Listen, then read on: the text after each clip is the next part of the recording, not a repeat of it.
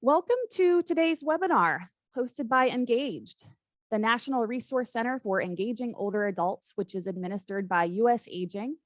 My name is Meredith Hanley. I serve as the Director of Community Capacity Building at US Aging and oversee the Engaged Resource Center.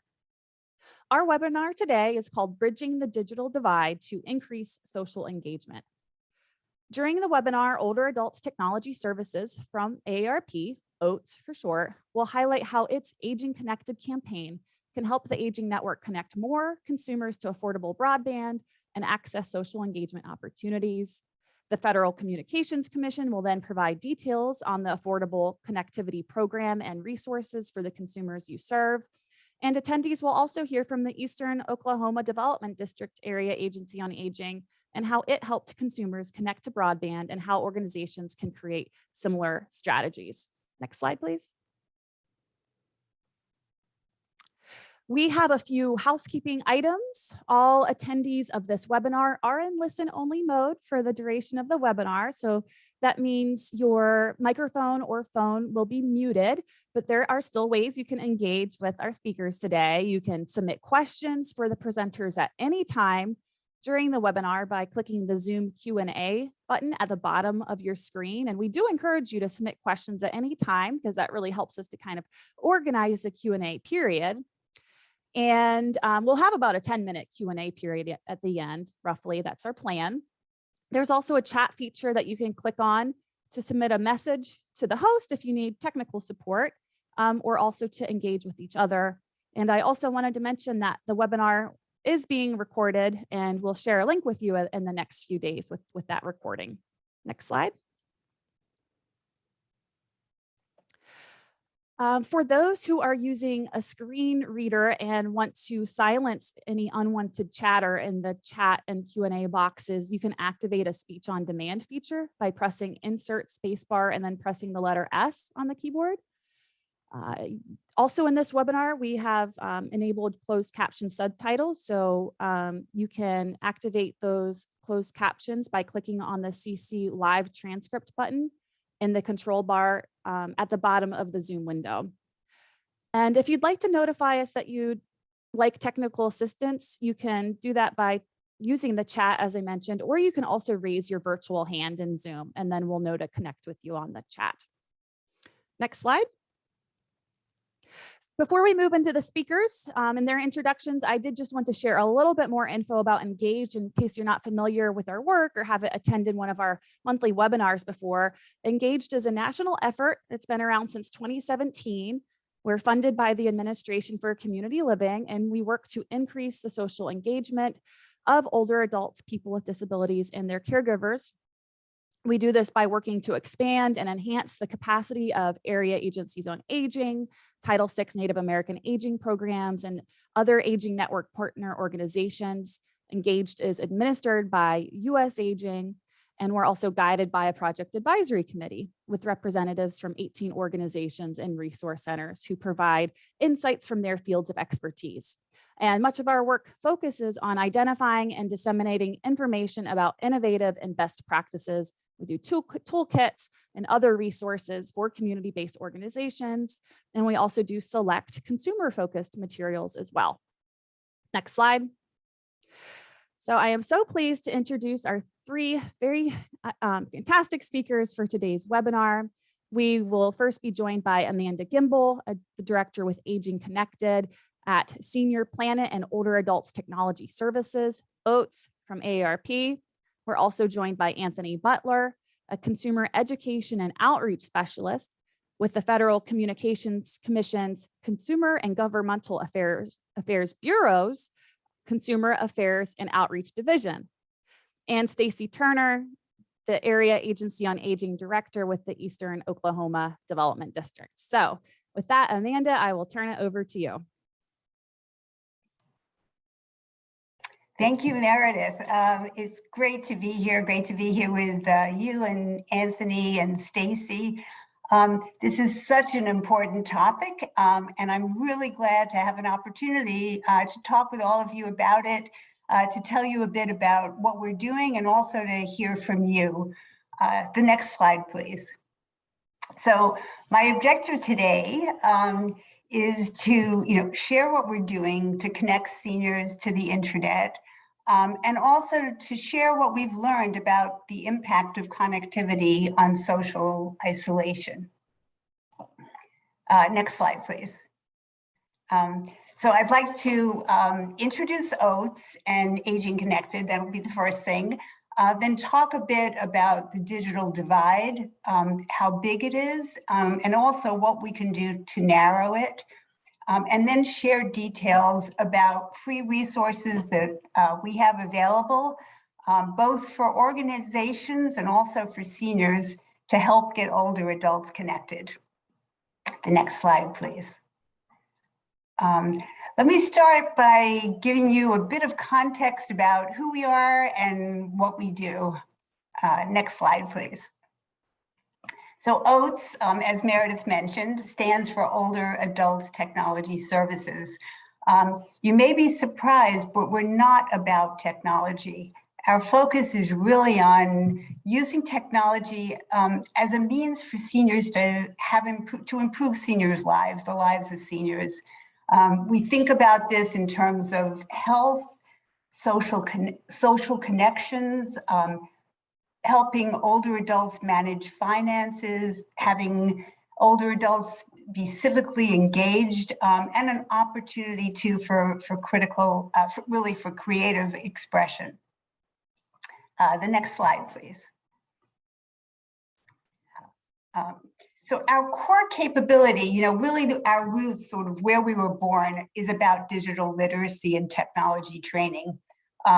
We do it through in-person, and then really mostly since the pandemic, also through virtual programming. We've been delivering training directly for more than 17 years, and the numbers of participants in our programs have been growing, and we've been expanding our number of locations. We're currently in 6 locations in 5 states. We're expanding to 2 more. And we also do a lot of virtual programming for the national reach. But even with all of this, we can only reach so far. So the place that we're really focusing now is on capacity building a network of providers through a free licensing program where we train other organizations, senior centers, CBOs, digital navigators in rural libraries, so that those organizations then can provide training to the older adults that they serve. So that's a really big part of our strategy and our efforts to really multiply and expand the numbers of older adults that we can reach. And then the third thing is outreach. It's also a very big part of our work, so that every older adult who wants to get connected or wants to learn about technology has both the information and the resources and the support to be able to do so. So we do our outreach direct to seniors to heighten awareness about our programs and about technology changes that affect their lives, including such topics as the government's new Affordable Connectivity Program, which I'll talk a little bit about, and I know Anthony will too, in a few minutes. But basically, it provides benefits to low-income households for high-speed internet. The next slide, please. So I can't complete our story without mentioning that we became an AARP affiliate in January of 2021. This is an outstanding affiliation. It's really enabling us to take our expertise and offerings and really scale them. AARP's nationwide network and reach, as well as its extraordinary knowledge and resources, really opens up new opportunities. So this affiliation is really a great opportunity to do even further outreach and reach more older adults. Next slide, please. So now I get to talk about Aging Connected, which this is an initiative that was started at the height of the pandemic in 2020. We all remember and know senior centers closed down, seniors were isolated in their homes, and all of a sudden having high-speed internet went from being a nice to have to an absolute essential resource for, people wanted to connect with family, order groceries, access critical and life-saving resources, and you really needed to be connected. With funding from the Humana Foundation, we launched the Aging Connected Initiative, and it was laser focused on getting older adults online. Our strategy particularly focused on heightening awareness about the Affordable Connectivity Program and building and sharing knowledge and resources to help older adults get high-speed internet at home. The next slide, please.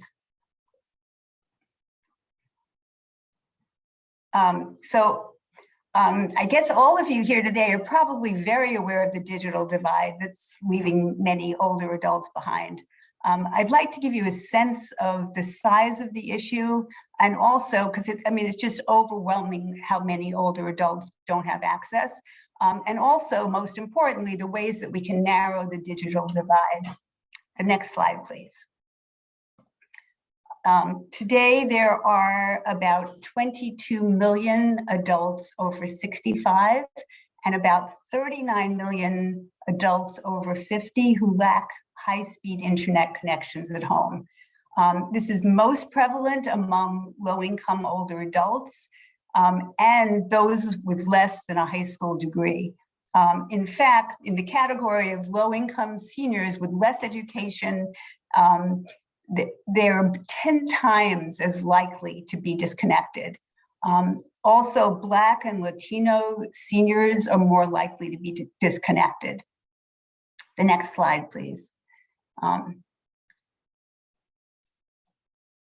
So we wanted to reach those seniors, those unconnected seniors who, and understand what messaging particularly would resonate with them the most. There were the issues of how do you reach unconnected older adults, and then also what messaging do you use? We conducted a qualitative study to understand the triggers and the obstacles for seniors to go online. Triggers being the most common reasons or the most important things that seniors who came to us wanted to do. We're using this information on the key triggers for our messaging campaigns as we do outreach to seniors. Rather than focusing on technology, we're emphasizing the things that seniors will be able to do when they get online. So the most interesting finding for me was that seniors who were not online felt sidelined and like they were missing out, and that everyone else was participating in a world that they were not a part of and that they didn't understand. Not surprisingly, the biggest obstacle for many seniors who are not connected is cost. And that's something, again, that the Affordable Connectivity Program will talk about. The second reason was fear. Fear or a sort of reticence about whether they would be able to learn how to use a computer and exactly what it was all about. So again, here, our messaging is focusing on the idea that we are there to help older adults every step of the way. The next slide, please. So I wanted to talk about a little bit about EBB, Emergency Broadband Benefit. Even though it ended at the end of the year, was replaced by the Affordable Connectivity Program. But it achieved a lot, and I just wanted to mention that. And also we learned from it. So I just wanted to cover that. It was a $3.2 billion pandemic-specific related subsidy to help low-income households pay for connectivity. The program, as I mentioned, ended at the end of the year, but by that time, it had enrolled 9 million households. So you get to a sense of just how much impact it had. 40% of those were adults over 50. So these were older adults. So EBB was a really important pandemic-related program, but its biggest impact was really on reducing the cost burden, part of which is what it set out to do, reducing the cost burden, which was really important for many households that were already online. It had less of an impact in terms of bringing those who were previously unconnected online. So it's clear that outreach efforts are really needed to reach those who are not connected. Next slide, please. So now we get to, ACP in January of this year. The ACP program replaced the emergency broadband. This is a terrific long-term program. I'm going to just hit a few highlights about it from my perspective. I know Anthony will be getting into more detail on this, but this, it opens all kinds of doors in terms of what we're trying to do and connect older adults. And what we can, compared to the EBB, which was 3.4 billion or 3.2 billion, it's 14.2 billion. And household eligibility levels have also been expanded. So as a result of that, there's a lot more people are going to be eligible for ACP. It provides a $30 per month discount on internet services and $75 for households that are living on tribal lands. Also, like EBB, there's a one-time discount of up to $100 towards a laptop or a tablet or a desktop device, with households required to contribute between $10 and $50. Having said that, devices must be purchased through the participating internet service provider with whom subscribers subscribe. The next slide, please. So in the first 3 months since ACP started, there were over 10 million subscribers. And again, much like EBB, 40% were over 15 years old. But despite this great progress, there are still millions of older adults without home connections, since many households using ACP subsidy were households that were already connected, as I mentioned. The good news is that 2/3 of older adults that are not connected are eligible for the ACP program. So with strong communications and outreach to heighten awareness about the program, we'll be able to reach many more seniors and help them to connect. We've learned a lot about how to do that over the last couple of years through several initiatives and seen the difference it can make in the lives of older adults. I'd like to talk about one initiative in particular, just to give you a sense of some of the things we learned and some of the best practices. The next slide, please. So this is the NYCHA program, the New York City Housing Authority tablet program. It was a massive program launched during the pandemic, and we participated in it along with the other organizations, partnering with city organizations, city agencies, including the Department for Aging and the Mayor's Office of Technology. The program distributed 10,000 free tablet computers with free connectivity through T-Mobile and instructional materials, training and support for older adults who lived in the New York City public housing. The next slide, please. So, probably one of the participants, Sneleda, probably described the results of this program better than anyone. She said, "This tablet is making me a person. I was living by myself. I was disconnected from the world and lonely. But now with this tablet, I've learned so many things, and it has made me so happy and busy. I feel connected again." And I feel that that's so representative of the participants and all of what we heard from them about the difference about being connected or not. Along with us delivering the training and the support for the program, we also conducted a study along with Professor Erin York Cornwell from Cornell to understand the impact of the program on the seniors who participated. It's a really exciting study and we're going to be coming out shortly, in fact, in June, with the report on the study. It shows measurable gains among seniors who participated in the program. And it also shows the increased impact that it had on in terms of building social networks, improving mental health, and improved well-being for those participants who also participated in the training program. So about 1,800 of the 10,000 participants participated in the training, as well as receiving the tablets. So look for that report in June. The next slide, please.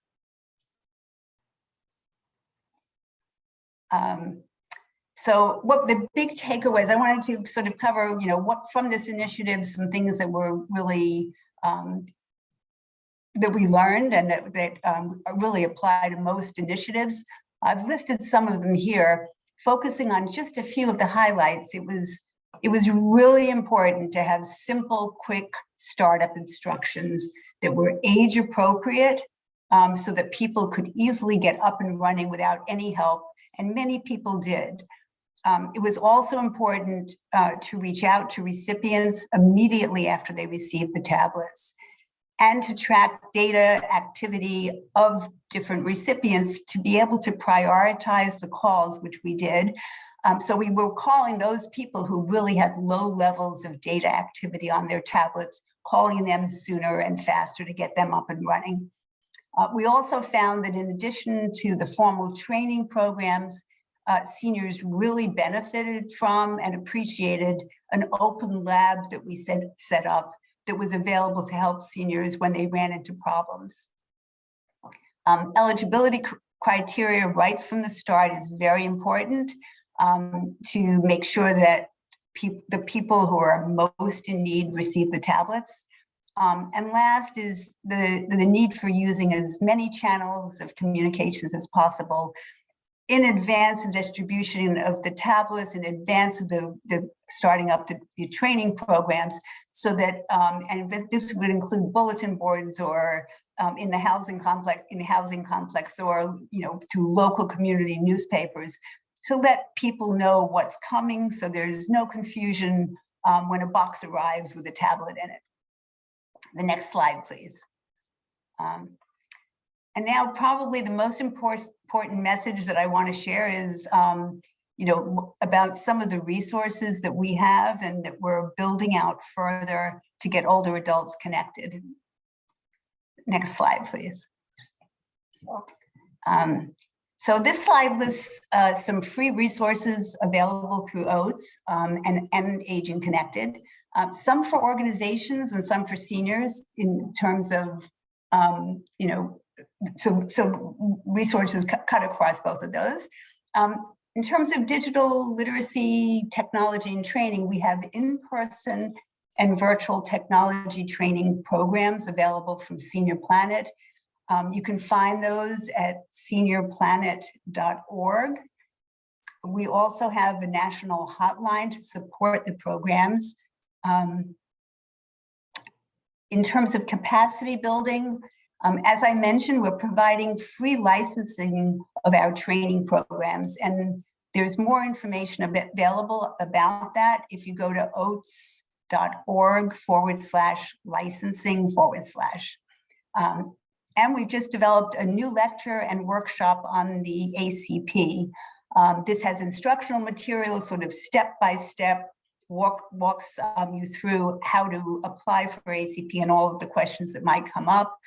We plan to include that as part of our future programs.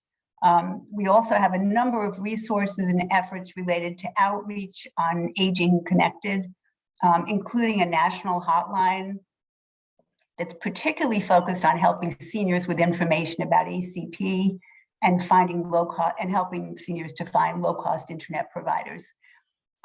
If you haven't seen our digital inclusion report, it's where some of the numbers I've mentioned earlier about the 22 and 39 million older adults and the composition of the people that are not connected.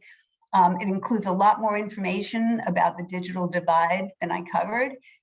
So you can find that at agingconnected.org/report.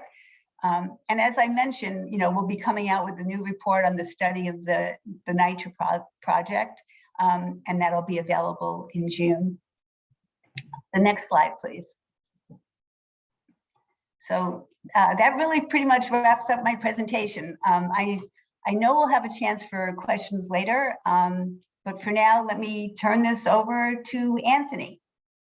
Thank you. Thank you, Amanda. You stole most of my thunder. What can I say? Anyway, I want to thank Meredith and Rebecca for inviting me to attend this event today. Again, my name is Anthony Butler. I'm a consumer education and outreach specialist in the Consumer Affairs and Outreach Division here at the FCC. Today, I want to talk about the Affordable Connectivity Program. Okay, the Affordable Connectivity Program, or ACP, was funded via the Infrastructure and Jobs Investment Act of 2021. The ACP builds upon the recently discontinued Emergency Broadband Service Program to offer eligible low-income households discounts off the cost of broadband services and connected devices.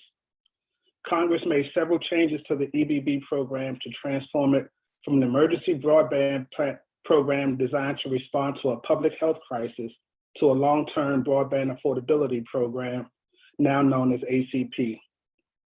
Charges such as the benefit amount, adjustments to the federal poverty guideline, income threshold requirements, and remove the substantial loss of income due to COVID-19 as a qualifier. Today in my presentation, I'll talk about what the benefit is, who's eligible, and how they can apply. Next slide. Next slide, please.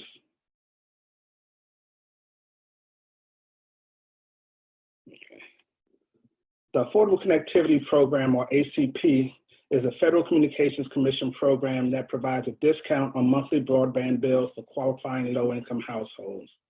You can receive up to $30 a month discount for your broadband services and associated equipment rentals, and up to $75 a month if you're on tribal lands. You're also entitled to a one-time discount for $100 for a laptop, desktop, or tablet purchased through participating providers. Consumers have to pay a $10 to $50 copay for the laptop or desktop. Next slide, please.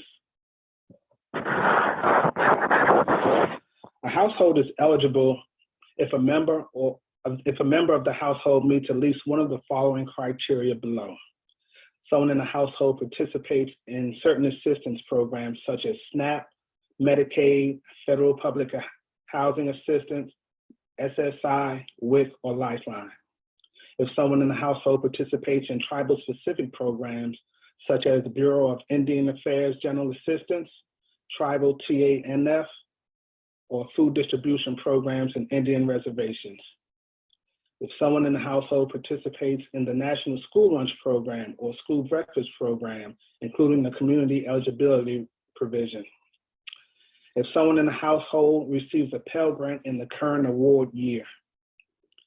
If someone in the household receives pension benefits or survivor benefits. And meets all the eligibility criteria for participating providers' existing low-income program. Next slide, please. Thank you. There's 2 steps in applying for the ACP program. The first step is to go to acpbenefits.org to apply online, or you can print out an application and mail it in.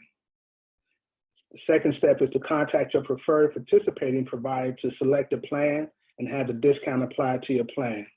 Now, some providers may have an alternate application they will ask you to complete.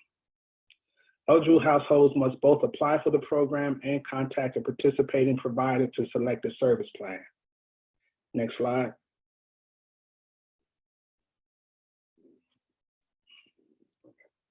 The ACP program also has some consumer protections built into it. By empowering consumers to choose the service plan that best meets their needs, including a plan they may already be on, ensuring consumers have access to supported broadband services regardless of their credit status, prohibiting providers from excluding consumers with past due balances or prior debt from enrolling in the program, preventing consumers from being forced into more expensive or lower quality plans in order to receive the ACP benefit, reducing the potential for bill shock or other financial harms, allowing ACP recipients to switch providers or broadband service offerings, and providing a dedicated FCC process for ACP complaints. Next slide. All right. The Affordable Connectivity Program is the largest ever broadband affordability program in the U.S. Broadband connectivity is vital for work, school, healthcare, and more. But affordable broadband remains out of reach for too many. The broadband affordability gap keeps 47 million Americans offline. It presents in every state and disproportionately impacts low-income Blacks, Latinx Americans, and seniors. The FCC is mobilizing peoples and organizations to help share important consumer information about the new Affordable Connectivity Program. If anyone knows of any individual or organizations who may be interested in becoming an outreach partner with the FCC, they can request a speaker by sending an email to acpspeakers@fcc.gov, or if you know an organization that would like to partner with the FCC, they can email outreach@fcc.gov. Next slide. If you go to our FCC outreach page, you'll see an ACP toolkit that I'll have stuff for social media. We have logos, media images, draft posters, newsletters, and draft press releases, printables. We have fact sheets, flyers, 9x5 info cards, page handouts, and poster infographics. For any of these printables, you can send us an email and we'll print them up and ship them out to you. We also have videos and PSAs, ASL videos, overview, and audio PSAs. Next slide. And here's some additional resources. The FCC's ACP Consumer Hub, which is at fcc.gov/ACP. This helpline right here, that's going to be one of your most important resources. If you run into any difficulties while you're applying for ACP, you can call ACP Support Center at 877-384-2575, or you can send them an email at acpsupport@usac.org. USAC is the organization that handles enrolling people into the ACP program. Then the link for our toolkit is https://www.fcc.gov/acp-consumer-outreach-toolkit. The rest of this information I'll just post in the chat. That way people have access to it. And that completes my presentation. I'll take questions at the end when we finish. And I'll turn it over to Stacy. Thank you, Anthony, and thank you to USAG, Meredith, and Rebecca specifically for the invitation to speak about the things that actually happened when we held some broadband events from the AAA level. I just kind of wanted to go through a few things simply entitled what we did, what happened next, what we learned, what we would do the same if we did events like this again, and what we would do differently. So you always, we know that every activity teaches you something. It either teaches you what you want to repeat or it teaches you what you don't want to do again. So let's just start there. So next slide, please. So what we did initially, when the EBB is what we're specifically talking about here, we set up events to utilize the EBB in our area. We developed a proposal. I mean, within days of the availability of the funding being announced, we put together a proposal and submitted it to our local state unit on aging here in Oklahoma. And it had two parts, really, the programmatic part and the fiscal part. And the programmatic part dealt with proposed events that we proposed the events to be set up as an outreach event under the education and training. And the activity was set up in the database to reflect, to make sure it was set up correctly in the database to reflect the funding stream and activity that we actually wanted to capture for our Title III portion of this particular event. So the fiscal portion of that, we ran through our fiscal comptroller and division and verified that CARES B money could actually pay the administration fee for this particular 60+ group, and that we could list it as a consumable supplies under the the SPR for the COVID-19 response at that time, so that would pay for the tablet itself. There were definitions in that SPR and SPR is a state program reporting definitions, and it was listed, issued by ACL, and listed an option to pay for consumable supplies such as a tablet. So when we collected the information that we received from our state unit on aging and the things that we had proposed and that were approved and maybe somewhat modified to begin the events, then we shared that info that we collected with all the AAAs in Oklahoma through our association of the AAAs, Area Agencies on Aging, so that anybody else in the state could benefit from the things that we had already attempted to set up and had suggested. At that point, then we partnered with Lifeline providers to set up the events. There were limited carriers in Oklahoma, and in fact, there were only 4 carriers that were approved throughout Oklahoma, and none of them were listed in what we call the 918, which is our area code on the eastern side of the state. So we did find a vendor that also had offices in the eastern half of the state, and we began to set up events for that. We determined that for this initial kickoff, we announced it at our annual in-service training that's required through Title III, and we had the vendor come and give a presentation there and enroll as many people there as possible. Not all of them were seniors, but several of them were, but they were all eligible because, as they mentioned earlier, there had to be eligibility documentation, and we published that ahead of time and let them know through that documentation flyer and eligibility what they would need to bring with them to the event itself. We also had a Council on Aging meeting that same month, which was May of 2020, and we had introduced it to our council to ask them to go out into their communities then and to advertise the events that we had set up and housed at the nutrition sites, not just for nutrition site attendees, but because we had, that was a good gathering place where there were tables and chairs and internet connection and so forth. And we have 7 counties in the Eastern Oklahoma Development District. And so because of the fact that there was no connectivity for this particular vendor, which was the only one available, we could only set up events in 5 of the 7 counties. And those were held all throughout 1 week in June. Our information and assistance specialist, which is a position here at the AAA, made announcements through resource meeting email list on our Facebook page, began with Facebook posts periodically, published it in our quarterly newsletter, and issued public service announcements to local newspapers. Next slide, please. So what happened next?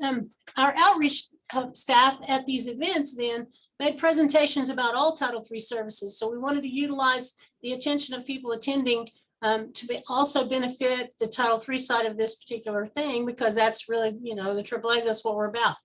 We collected Title III intakes for everyone 60+ who was going to participate in that program. We made appropriate referrals if needed for other needs that were identified during that interview time. Also distributed all Title III program brochures. We have a nice resource directory for all resources affiliated with senior needs in our particular Eastern Oklahoma County area. We were able to count this as an outreach education and training presentation. And this also helped meet some management plan goals and objectives. So hopefully there are several of you on the call today that are affiliated with the AAA, and you'll understand what I mean when we say, we have these management plan goals and objectives to meet in the periodic area plan that we all put together to continue to retain our area agency on aging status. So this was an important event to be able to do that as well. The carrier at the events also provided an intake and eligibility. The info that the people brought with their documentation was verified online. They waited for an online approval, and then there were calls to customer service if needed. So this was all handled right there at the event. The people didn't have to wait to find out if they were eligible or anything like that. There were provided some handouts there. The carrier's flyer, a step-by-step instructions on how to use their tablet. And then they were also provided technical assistance on site. Next slide, please. So some of the things we learned along the way about older adults, I don't know about you all, but many of us, we have been kind of surveying seniors in our area over the last 5 years to find out if they use a cell phone, if they know how to use email and so forth. But what we found from these events was that these older adults that were 60 and over were eager for this connectivity. They craved social connection, just as you heard from Oates and even from the SEC speaker, that they're eager to learn how to use this technology, and they were quick learners. They were willing to try to figure it out, and with a little help, they were able to do so. What we learned about the events, from our perspective, we had scheduled them a little too close together. We had, as I said, 5 counties in 5 days. We needed a little bit more time to particularly announce the events, and we definitely needed more of our staff to assist. About the carrier, we responded so quickly from the time this was announced that the carrier really wasn't as prepared as they thought they might be for the response that we had. I mean, they had no idea, we had no idea. So their internet connection at times would become overloaded. They needed more staff as well for the verification, setup, and technical assistance side of it. They needed more people on their phone call customer service staff to field those calls for help. But I will say that they got better prepared as the events went along, because really it's sort of like, reminds me of the Wile E. Coyote and Roadrunner cartoons, where the coyote straps on those rocket roller skates and he lights the rocket before he stands up, and his bottom's bumping along the way. And that's kind of how it went, but he finally got upright, and so did they. And it was a lot better as we went along. And then the connectivity online improved, and approvals were a lot faster. So all in all, it improved a lot as we went. So next slide, please. So the things we would do the same, gosh, offer the service. The older adults loved it. I mean, we were a little hesitant. We didn't know what to expect, but I'll tell you what, we found that it was such a positive response that we would do something similar again. So offer the service, hold the events, partner with your Lifeline providers or whoever the actual providers would be. And then for the AAA side of that, count all the units that are possible. We're not suggesting at all that you would count something that's not eligible, but you definitely want to count outreach units that are eligible and outreach employment and education and training units that are eligible. And then make sure to document whether or not it meets your management plan goals and objectives. We would also continue to use social media, PSAs, and email lists to announce the events. And we would definitely include the event info in all of our INA, which is information and assistance, outreach, and caregiver program presentations going forward. Next slide, please. So the things we would do differently are just as important. And the very first thing is to be sure the carrier was prepared for the events and the demand we saw. Again, we were guessing, they were guessing, but now that we know it was such a strong response, we would definitely want to, as I said, space these out. That's the next point, spread the events out more, give the carrier time to restock and reevaluate. We feel like we'd get even bigger draw because word of mouth goes like wildfire. I mean, it's fine to say newspaper articles and even radio announcements and Facebook posts, but guess what? Word of mouth is even faster.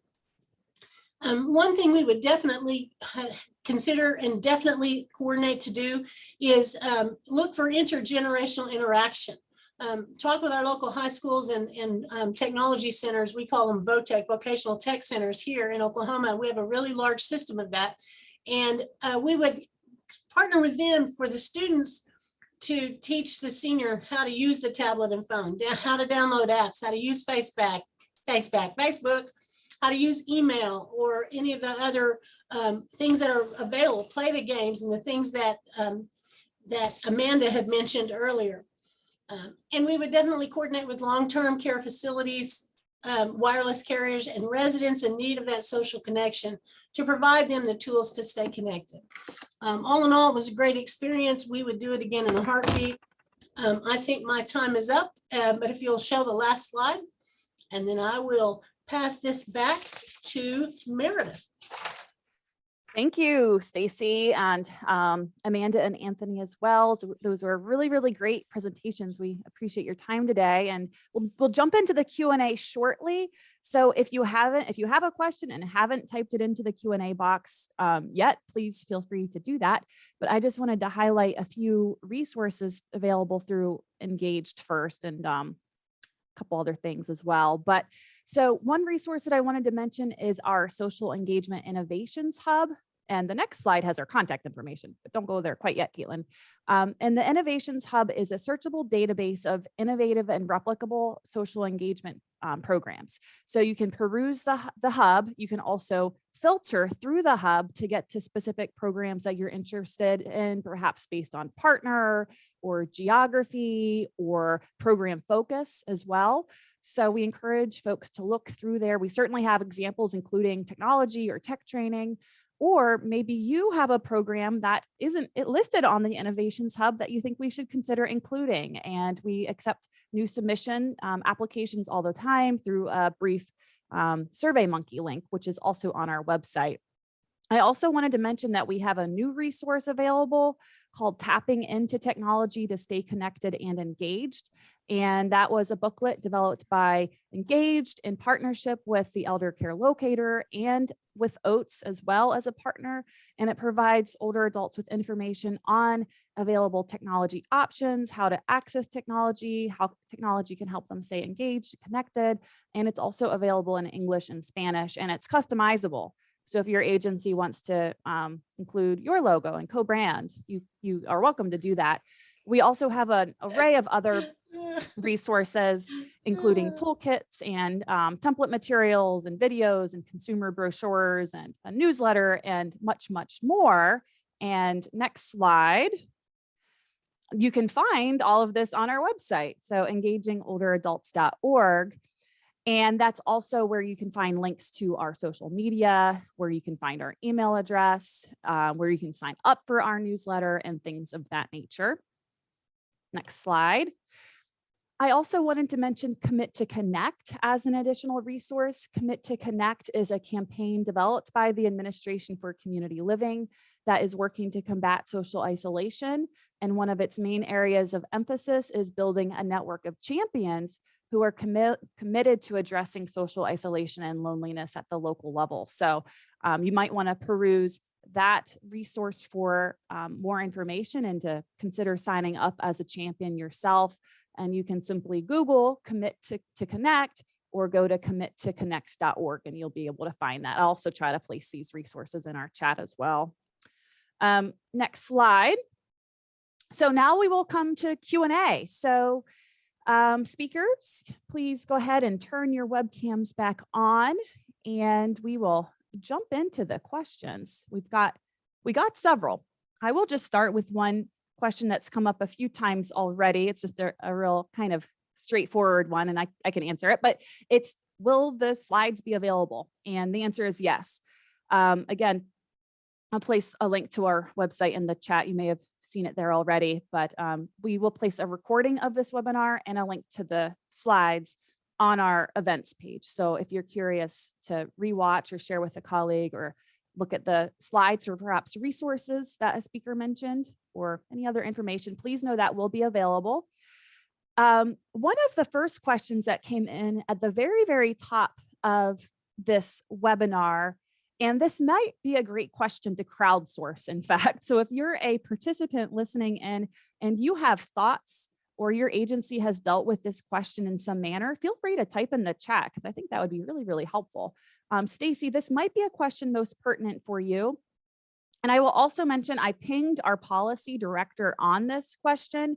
Haven't heard back quite yet, but she didn't have much time to get back yet. So, but I can, for the person who asked this question, we can have some direct contact on this question as well. But it was regarding the requirement requiring federal funds be used for items with memory for AAAs to track the item annually for the life of the item, and how that requirement makes it impossible or very difficult for small area agencies on aging to purchase or allow their service providers to purchase electronic items because the tracking requirement is burdensome.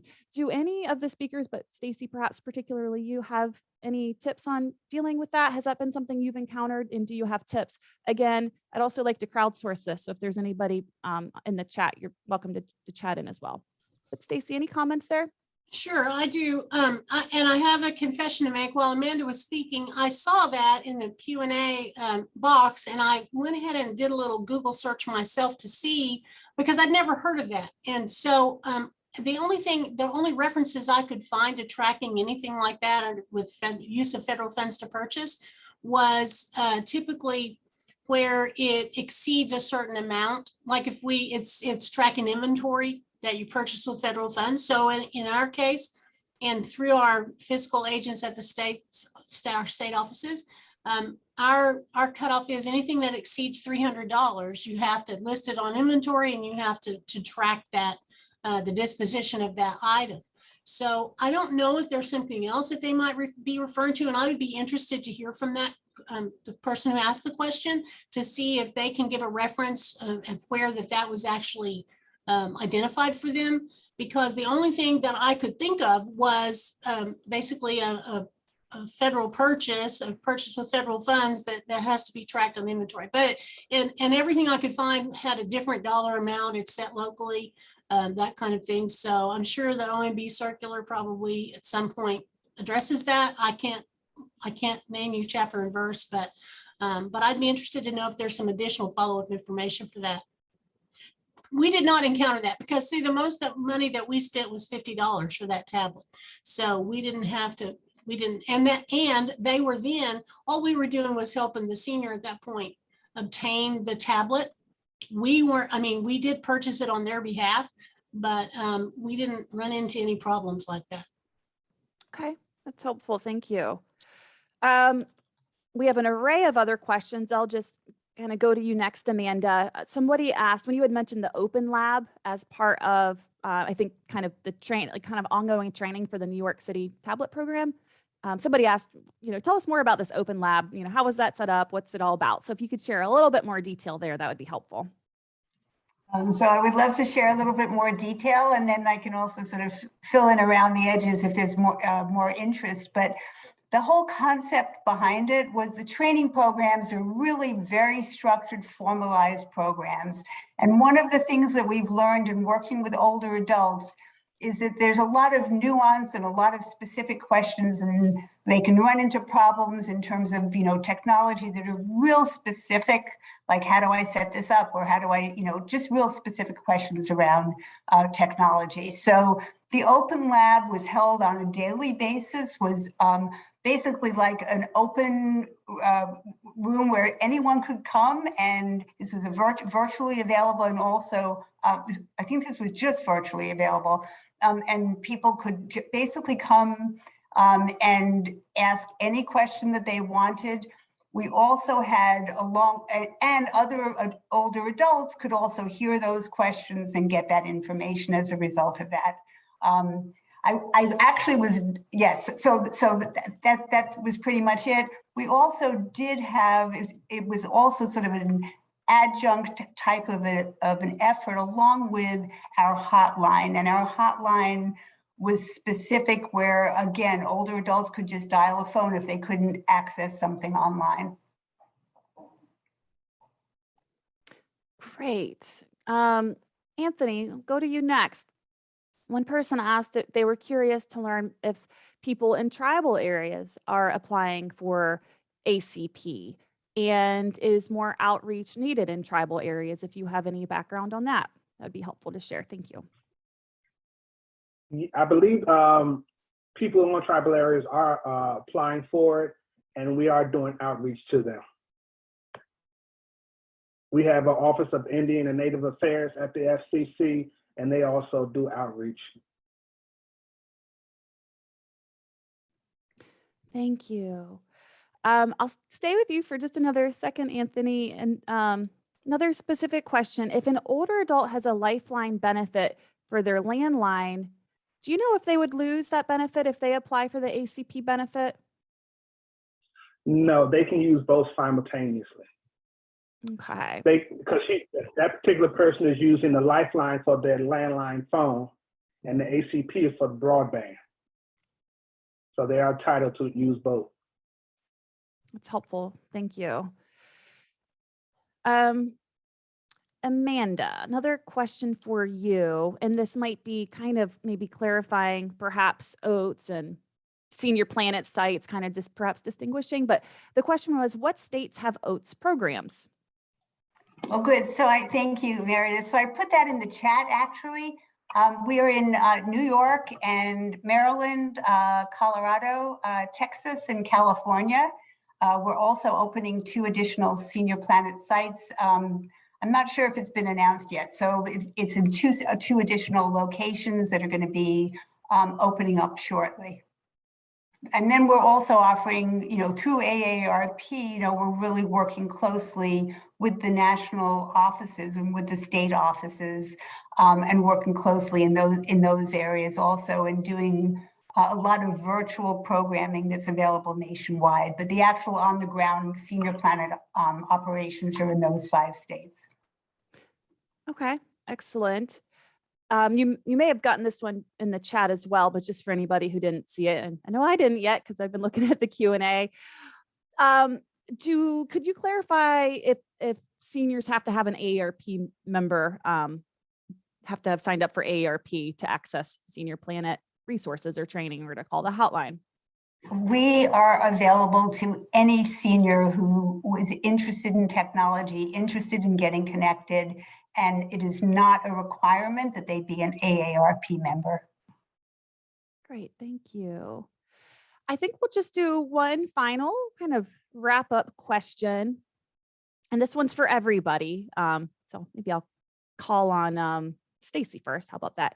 But when you think about agencies at the local level, and knowing, of course, with many agencies, I'm thinking of area agencies on aging specifically, but with many aging and disability services providers, they're kind of undertaking an array of activities and services at the local level, but perhaps they're interested in kind of dipping their toes into this, doing more to connect people with resources out there, such as ACP, or raising awareness about other resources, such as those available through OATS. What's a kind of simple tip or a simple resource that you might point them towards? And Stacy, let's start with you. Wow, that's not a loaded question. Well, again, I mean, I can't stress enough partnering with your state unit on aging. If you're an area agency on aging, they have a lot of resources, sometimes access to resources, things that we don't have necessarily at the local AAA level. Personally, I've been writing down websites that Anthony was rattling off here, and I'm thinking, oh, okay, I'm going to go check those out. And so I'll be glad to see the slides for that particular kind of thing. Right now, it doesn't sound like OATS, unless they're coming up, but right now it doesn't sound like the OATS program is available in my state. So we're going to potentially just go straight to the ACP websites and so forth. Find out what we can. I think that's probably the best first step.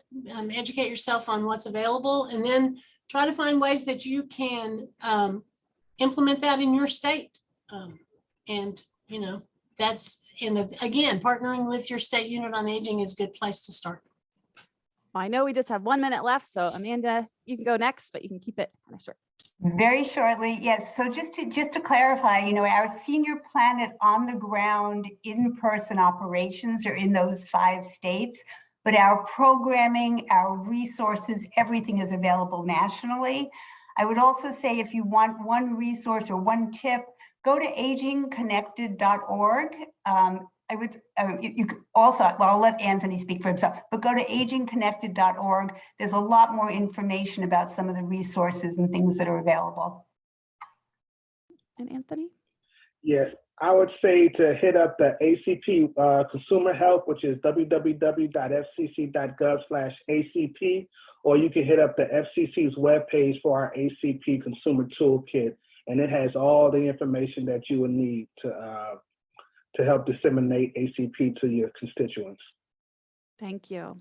Well, thank you, everybody. That was really, really, really helpful. I did just have one quick wrap up, and I think Caitlin will pull this slide back up really quick. But first of all, thank you to the speakers. Thank you for your time. And thank you to our attendees. We appreciate you also taking the time out of your day to spend with us on this webinar. We do have a brief survey that will pop up after you exit out of Zoom. It's quite brief. I think it'll take just maybe 1 or 2 minutes. So I really hope you take the time to do that.